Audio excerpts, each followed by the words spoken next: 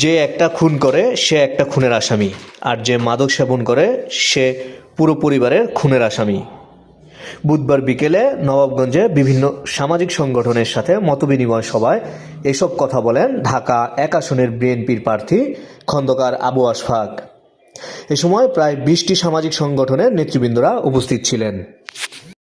এই ড্রাগস জিনিসটি আমাদের সমাজে একেবারে একটা ব্যাধি হয়ে দাঁড়াইছে, পুরো দেশটাই।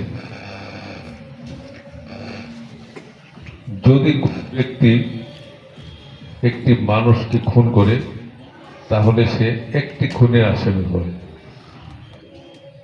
যদি কেউ নেশা করে বা ড্রাগস নেয়, সে তার পরিবারকে খুন করলো, তাহলে সে তার পরিবারের খুনের আসামি হয়। যদি কেউ ড্রাগ বিক্রি করে তাহলে সে পুরা জাতিটাকে খুন করে, তাহলে সে পুরা জাতি।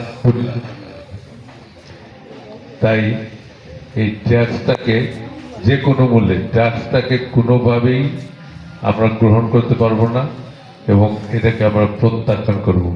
এবং যারা এর সাথে সম্পৃক্ত তাদের বিরুদ্ধে আমাদের সকলের অবস্থান থাকবে এবং তাদেরকে আইনের হাতে সুপর্দ করতে হবে।